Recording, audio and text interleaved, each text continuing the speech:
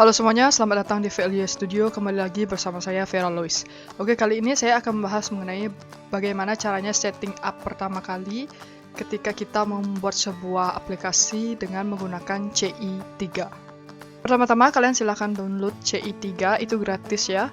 Nah, kalau misalkan kalian bingung downloadnya di mana, nanti saya akan sertakan linknya di description box untuk bisa kalian download. Setelah itu, kita masuk ke local disk C. XAMPP, pastikan kalian di sini sudah install XAMPP ya, dan juga MySQL atau SQL jenis aplikasi SQL lainnya, database ya. Kemudian masuk ke local disk C, masuk ke XAMPP, htdocs, kemudian kita ekstrak file CI-nya atau folder CI-nya di sini, folder CI3. Ekstrak here. Nah, di sini saya berikan nama foldernya adalah CI3 underscore coba ya. Nah, kemudian kita jalankan aplikasinya terlebih dahulu untuk melihat apakah CI-nya berjalan. Karena biasanya kalau misalkan nggak jalan itu berarti versi XAMPP-nya itu bisa lebih tinggi atau bahkan bisa lebih rendah. Kemudian juga versi PHP-nya ya. Jadi itu harus kalian perhatikan kalau misalkan tidak mau jalan, maka coba lihat versi XAMPP atau versi dari PHP kalian. Udah sesuai nggak sama si CI3 ini. Nah, kalau mau dia hasilnya akan seperti ini nantinya ya. Nah, kemudian sekarang kita akan coba untuk setting up-nya. Nah, di sini kita akan buka ya project dari CI3-nya itu. Kemudian kita pilih folder aplikasi, kemudian ke config. Nah, yang pertama kali kita buka itu adalah config ya. Nah, di sini kita akan menambahkan base URL. Base URL-nya ini kita copy aja yang dari sini ya. Copy. Kemudian pastikan bawa ke sini. Nah, seperti ini. Kemudian kalau misalkan kalian mau menghilangkan indeks PHP-nya supaya nanti program kalian itu nggak ada indeks PHP-nya, boleh. Kalau misalkan nggak juga nggak apa-apa. Kalau misalkan kalian mau menghilangkan, itu sudah ada videonya, silahkan klik link di pojok kanan atas untuk melihat lebih lanjut. Kemudian kita save untuk config-nya. Selanjutnya di dalam folder config kita buka file database. Nah, pastikan kalian sudah menyiapkan database untuk dapat digunakan di dalam aplikasinya ini yang nantinya tentu akan menyimpan data dari aplikasinya ini, atau user interface-nya menginputkan data kemudian akan tersimpan ke dalam database-nya. Kemudian dalam file database kalian tambahkan username-nya sama dengan root. Atau kalau misalkan ternyata kalian sudah menggunakan database online, itu username dan passwordnya bisa kalian isi ya. Tergantung dari username dan password SQL kalian. Nah, kemudian inputkan database-nya. Di sini saya akan coba menggunakan, kalau saya namanya database-nya uji coba. Seperti ini. Kemudian di save. Kemudian yang terakhir kita buka file autoload. Ya, kemudian di dalam helper itu tambahkan t2 URL. Ini fungsinya supaya kita bisa menggunakan site URL dan base URL. Itu nanti digunakan untuk memanggil template, kemudian memanggil controller, mengambil function di controller, dan memanggil folder-folder yang ada di project kita. Jadi itu penting. Kemudian masih di file yang sama, di autoload, di libraries-nya itu kalian tambahkan database untuk bisa mengakses database-nya. Ingat, tambahkan petik, kemudian kalian tambahkan session.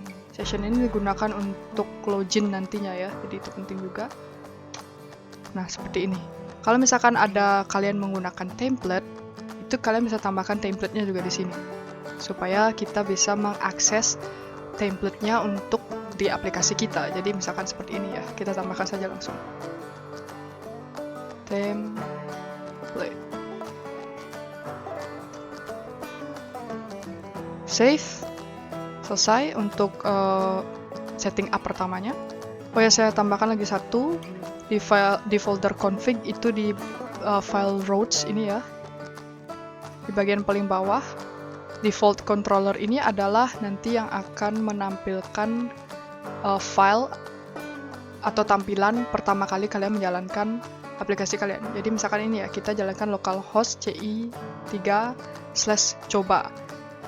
Nah, di welcome ini adalah tampilannya ini. Jadi dia default.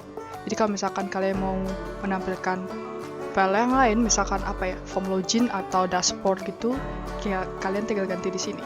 Nah, ini nggak bakal saya ganti karena welcome-nya nanti akan saya ubah menjadi form login ya. Kita akan coba untuk membuat form login sederhana. Maksudnya form login sederhana itu adalah yang tingkat keamanannya rendah. Selanjutnya kita ke folder view. Kita ke folder view ya. Kemudian kita buka welcome message. Oke, di sini saya sudah membuat sebuah HTML untuk form loginnya. Di sini saya akan menggunakan username dan password. Kemudian ketika diklik submit, data ini akan dibawa ke controllernya dengan nama welcome dan nama function login. Nah, ketika dijalankan dia akan seperti ini ya. Seperti ini ya. Ini kenapa seperti ini? Karena saya belum menggunakan template atau saya belum mengatur tampilannya ya. Jadi kita buat yang simple dulu, yang sederhana dulu. Nanti untuk template-nya itu kalian bisa cari sendiri, kalian bisa masukkan sendiri ke dalam aplikasi kalian. Nah, kalau misalkan kalian bingung, nanti saya akan share link dari CI3 ini yang beserta dengan template-nya yang bisa kalian mungkin gunakan atau coba-coba untuk melatih tingkat atau melatih kemampuan coding kalian. Kemudian buka database kalian, buat sebuah tabel. Kalau saya buat sebuah database, kalau saya kan tadi namanya uji coba ya, yang kita masukkan di file database. Kemudian di sini saya membuat sebuah tabel namanya tabel user yang digunakan untuk login. Nah, di sini tabel user saya buat username password. Di sini kita akan gunakan VLE Studio ya. Sekarang kita masuk ke controllernya. Nah, di sini kan kita menggunakan controller welcome dengan nama function login. Kita masuk ke controllernya, welcome. Nah, ini function login yang saya buat. Dideklarasikan username dan passwordnya. Kemudian di sini kita akan melakukan where data yang dimana kita akan get tabel user. Jadi maksudnya ini itu seperti query select gitu ya. Jadi select tabel user, where username sama dengan username, where password sama dengan password. Cuman caranya itu seperti cara select where di CI. Caranya agak berbeda, bukan kayak select di database. Kemudian di sini ada if ya. Jadi if-nya ini digunakan untuk mengecek apakah username tersebut ada di dalam tabel user atau enggak. Jadi kan data di tabel user itu ada beberapa data ya. Di sini kan ada 2 data. Ada yang password dan username VLE Studio, ada yang username passwordnya Louis V ini. Nah, numero ini digunakan untuk mengecek ada nggak sih password VLE di dalam database atau ada nggak sih Louis V yang ada di database. Kalau selain itu nggak ada, berarti dia gagal. Kalau ada, berarti dia akan sukses dan berpindah ke tampilan tabel user. Nah, selanjutnya kita akan menambahkan tampilan. Ya, jadi di sini di file views saya membuat sebuah folder namanya tabel user. Kemudian di dalam folder tabel user itu ada nama file PHP yang namanya tabel user list. Kemudian kita akan menambahkan controller juga ya. Di application kemudian controller saya menambahkan file namanya tabel user. Nah, kemudian di dalam folder views, di dalam folder tabel user dengan nama file tabel user list, ini codingannya seperti ini. Hanya tinggal menambahkan echo nama user, di mana $ nama user ini didapatkan dari controller welcome untuk loginnya tadi. Nah, di sini saya melakukan for each untuk menampilkan nama user, di mana nama usernya ini akan dibawa ke dalam view tabel user / tabel user list dalam bentuk $data. Makanya di sini bisa menampilkan nama user nanti setelah login. Kemudian untuk controller tabel user sendiri itu sama seperti ini ya, index yang ada di welcome. Cuman bedanya karena dia berada di dalam folder, makanya di sini tabel user / tabel user list. Ini kan nggak ada di dalam folder, makanya dia langsung load view welcome message. Seperti itu saja, save.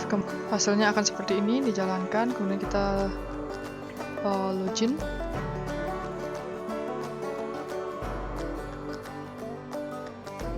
Copy, password sama username-nya sama. Dan login. Nah, sukses. Halo Verania. Seperti itu. Coba kita gunakan yang password yang kedua ya. Yang Louis V. Copy, paste. Oke, sukses. Halo Louis. Baik, sekian saja video mengenai setting up pertama kali untuk CI3. Nanti untuk link dari aplikasi yang sudah saya set dan yang juga sudah menggunakan template, itu akan saya sertakan linknya di description box untuk bisa kalian pelajari. Terima kasih, semoga video ini bermanfaat. Kita bertemu lagi di video selanjutnya. Terima kasih.